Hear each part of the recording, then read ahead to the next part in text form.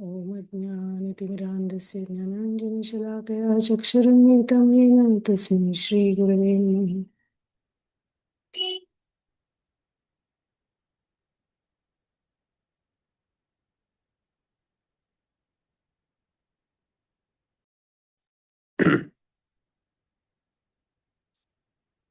Murti Krishna Prabhu, prayers are over? No, Prabhuji, just started, but I saw you. Acha, acha. Okay. Om Namo Bhagavate Vasudevaya. Om Namo Bhagavate Vasudevaya. Om Namo Bhagavate Vasudevaya. Narayanam Namaskritya Naram Chaiva Narottamam Devim Saraswatim Vyasam Tato Jayamudiraye नष्टप्रायेषु अभद्रेषु नित्यं भागवत सेवया भगवतीरुत्तमश्लोके भक्तिर्भवति नैष्टिकी ॐ ज्ञानतिमिरन्धस्य ज्ञानाञ्जनशलाकया चक्षुरुन्मिलितं येन तस्मै स्थापितं येन भूतले स्वयं रूपकथा मह्यं ददाति स्वपदान्तिकम् नमो विष्णुपादाय कृष्णप्रेष्ठाय भूतले श्रीमते भक्तिवेदान्त स्वामीनिति नामिने नमस्ते सरस्वते देवे गौरवाणी प्रचारिणे निर्विशेष शून्यवादी पाश्चात्यदेशतारिणे जय श्री कृष्ण चैतन्य प्रभु नित्यानंद श्री अद्वैत गदाधर श्रीवासादि गौर भक्त वृंद हरे Krishna Krishna Krishna Hare Hare Hare Ram Ram Ram Hare Hare Hare Krishna reading from Srimad Bhagavatam by His Divine Grace A.C. Bhaktivedanta Swami Srila Prabhupada Ki Jai. We are reading from Canto 4, Chapter 21, Instructions by Maharaj Prithu. We are in the section text 11 to 20, where we are going to see Maitreya Muni describing Prithu Maharaj's rule, bodily features, and the beautiful speech that he was very famous for. We are at text 13. So there was some problem in joining the meeting sometimes. So that's why I had to restart the phone and again join. So these problems will keep on coming time to time, right? But we are grateful to technology that we are able to meet every day, which is otherwise impossible. Text 13. एकदा आसीन् महासत्र दीक्षा तत्र दिवौकसाम् समाजो ब्रह्म ऋषीणां राजऋषीणां च सत्तम. Translation. Once upon a time, King Prithu initiated the performance of a very great sacrifice in which great saintly sages, Brahmanas, demigods from higher planetary systems, and great saintly kings known as Raja Rishis all assembled together. Purport.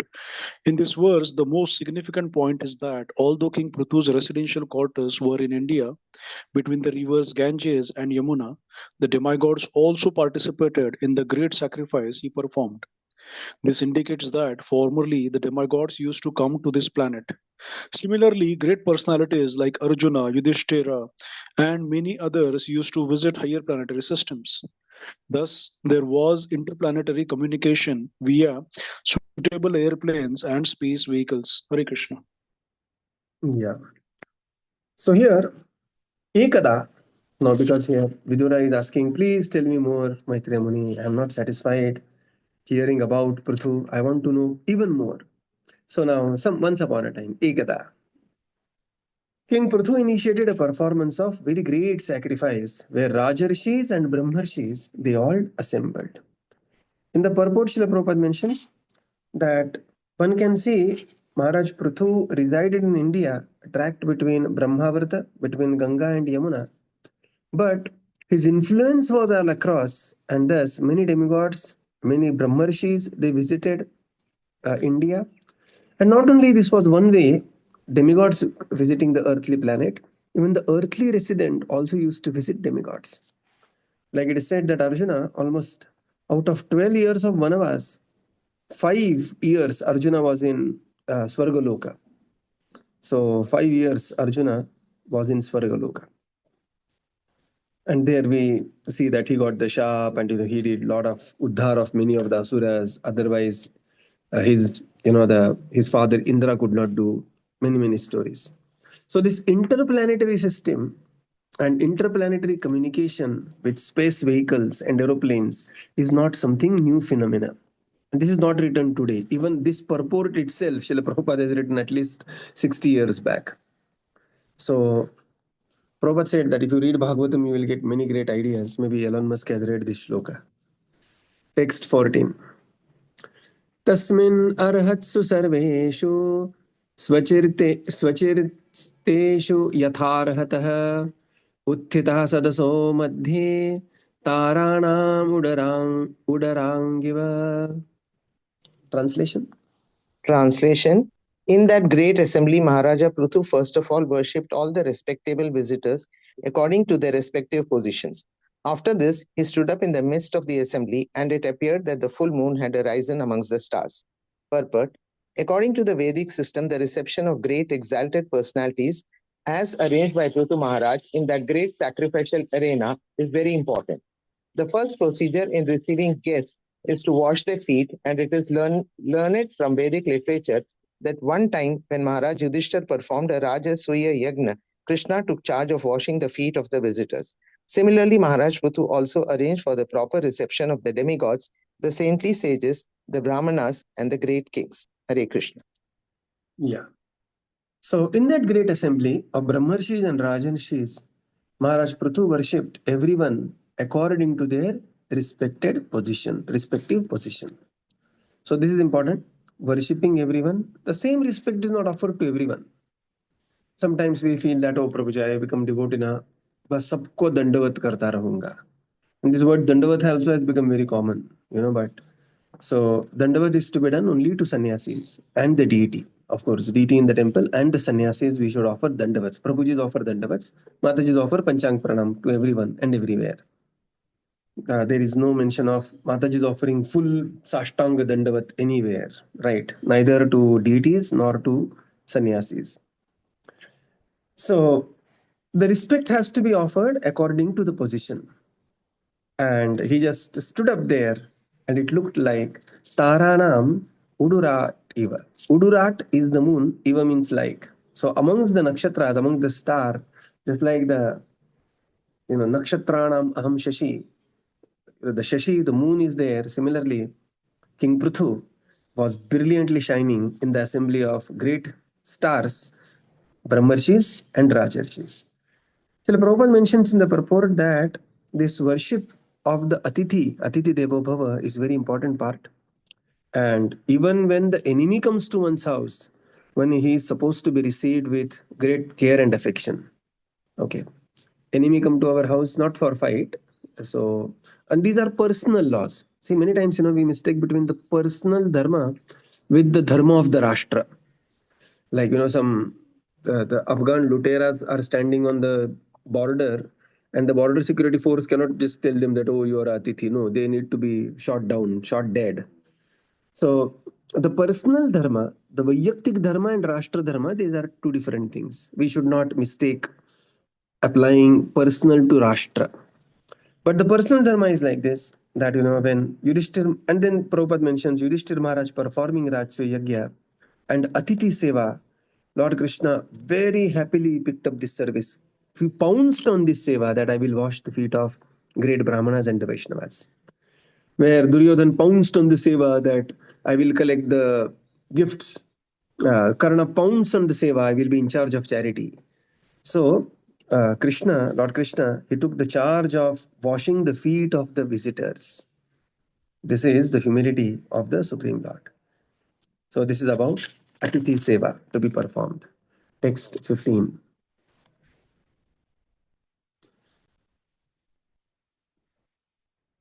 Pramshuhu Pinayata Bhujo Gaurak Kunjarunekshanah Sunasasumukha Saumya Pinasam Sudvijasmitah. Translation. King Pruthu's body was tall and sturdy, and his complexion was fair. His arms were full and broad, and his eyes are bright as the rising sun.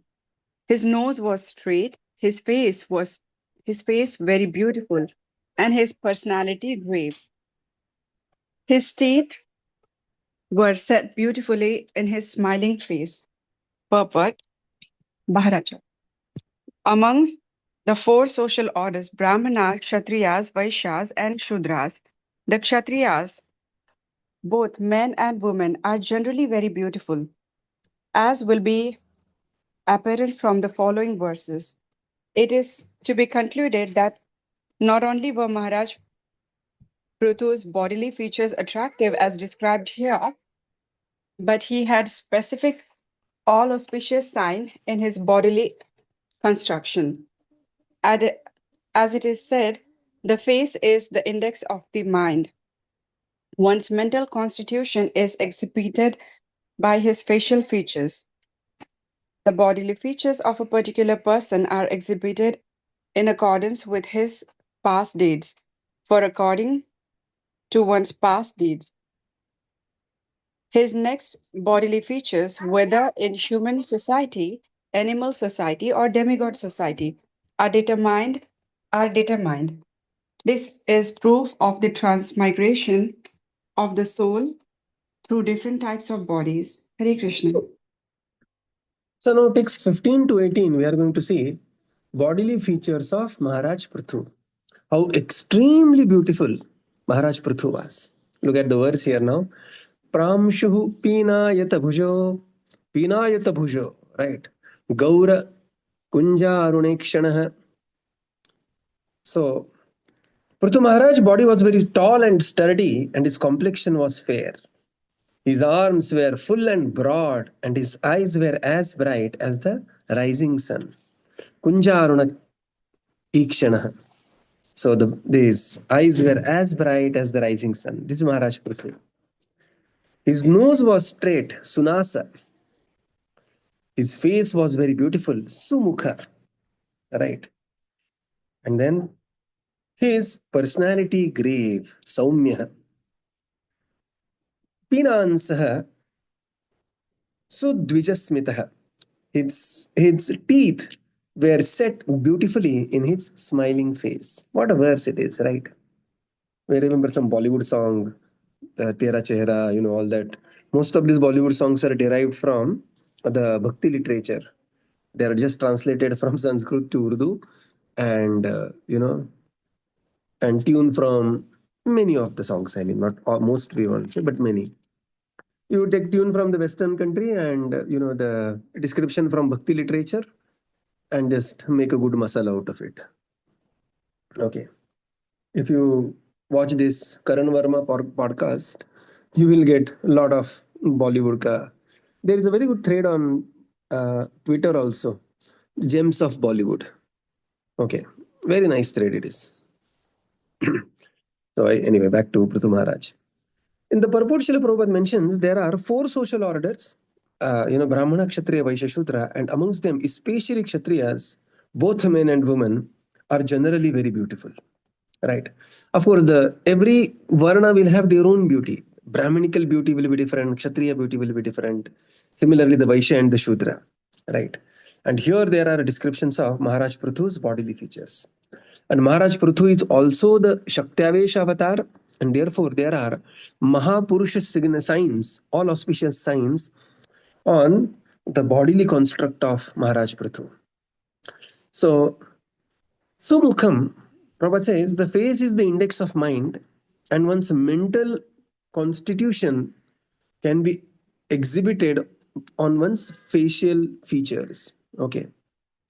And it takes an extremely crooked person to have something in the heart and something on the face. That, it needs an extreme level of duplicity. Later, we are going to see such a duplicity where, Diti, and there he is so angry, our Kashyapa Muni, that he speaks a very strong words against Diti, like that. So that time we will come back to that pastime later. So face is the index of the mind, and the bodily features that we receive in this life, they are coming from the previous past karmas. Not only in the human life, sometimes we see somebody extremely fair, very, very intelligent, very skillful, right from the birth. All these are the signs of, the past very good pious activities. And sometimes it may be otherwise, but the beauty is that with whatever bodily construct one has, nobody is barred from engaging in Krishna consciousness. So instead of fretting over that I am black, I am short, too long, too tall.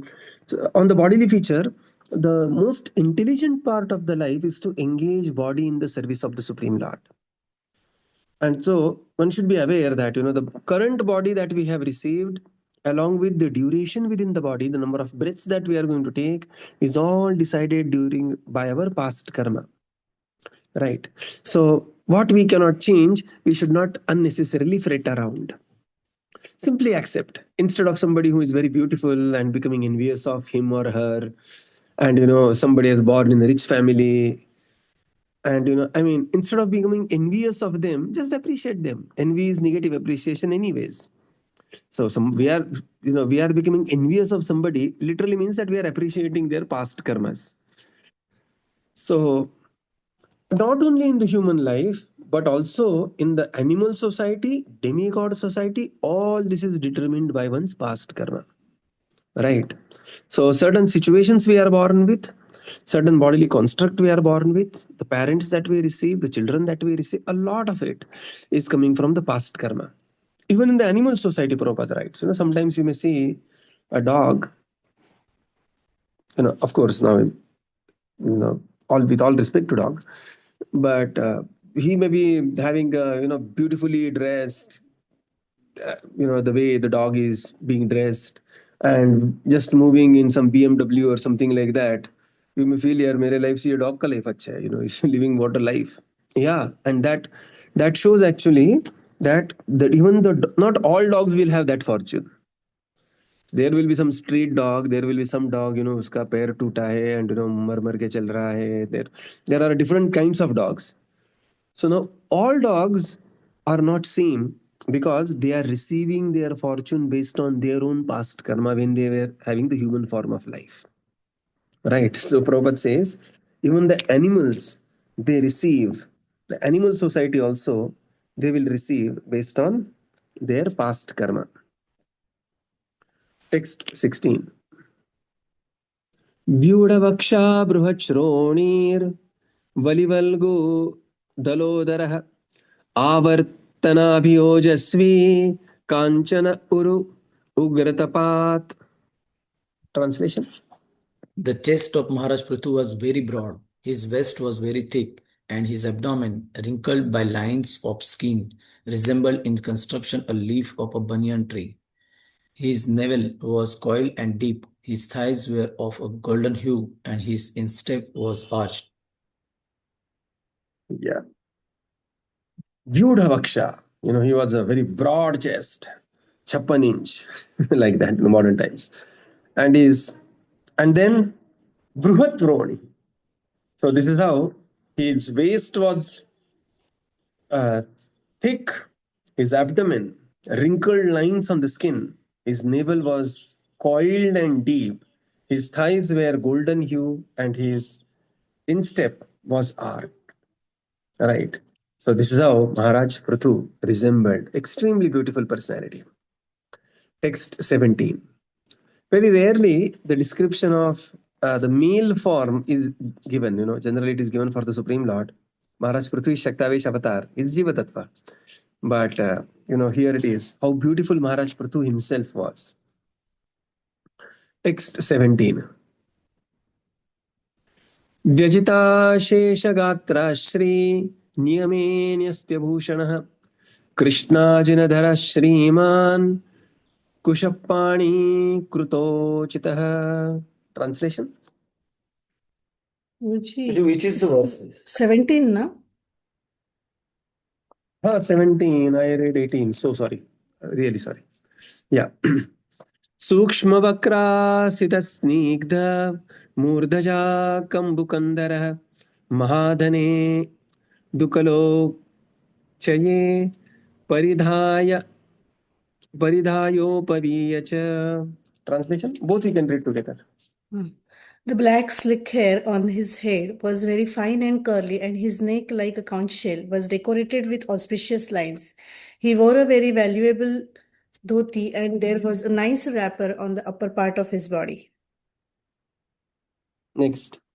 As Maharaj Prithu was being initiated to perform the sacrifice, he had to leave aside his valuable dress, and therefore his natural bodily beauty was visible. It was very pleasing to see him put on a black deer skin and wear a ring of kusha grass on his finger. For this increased the natural beauty of his body. It appears that Maharaj Prithu observed all regulative principles before he performed the sacrifice. Yeah. So this is the black slick hair on his head were very fine and curly. His neck was like a conch shell. This description also comes in Damodar Ashtakam. Decorated with the auspicious lines. He wore a very valuable dhoti and the nice wrapper uttari on his upper part. Okay. So uh, there is very beautiful understanding in the Vedas that the body is also is divided into Dakshina and Uttara. So there was just a discussion why the one we wear on the top is called as Uttari because body above the navel is considered the Uttar part of the body and body below the navel is considered the Dakshin part of the body. Right. So and therefore that which covers the Uttara part is called as Uttari. Right, Uttari or Uttariya that. So this is about the nice wrapper covering the upper part of his body. Text 18. Maharaj Prithu, he had to change and now he left aside his valuable dress. Now another point here is the valuable dress. Right, valuable dhoti. This is also an important point. As a grihastha, one is supposed to have very good dressing. This we learned after a long time. Okay. So, and nowadays what is happening is when you buy also something, the quality of cloth is such that मतलब फटते ही नहीं कपड़े. It will go on for 7, 8, 10 years. So it is better to buy something really a good quality cloth, good quality dress. Even especially Grihastha Vaishnavas are supposed to be dressed gorgeously, not gorgeously, then at least very buy branded clothes. Simple it is. Okay. So this is another thing that valuable dhoti. Because what happens is, if instead of buying a 1200 rupees ka shirt, if I go ahead and buy something like 2500, double the rupees of shirt, both the shirts are going to last for 10 years for me. And what happens is that you end up wearing the 1200 stuff for next 10 years. Instead of that, buy less, but buy quality. So this is the valuable dhoti realization. Okay, this is very, very subjective, right? There is simple living, high thinking as well. But especially grihasthas, they are supposed to be dressed very gorgeously. Prabhupada writes this when there is a dressing of Nityanand Prabhu explained in Chaitanya Charitamrita. He left aside his dress and then he was wearing the deer skin. And all these bodily features, everybody was just mesmerized looking at this beautiful personality of Maharaj Prithu. And Prabhupada says, although he is a Shaktiavesh incarnation, he did not wear all the deer skin and everything else. It appeared that Maharaj Prithu observed all the regulative principles before he performed the sacrifice.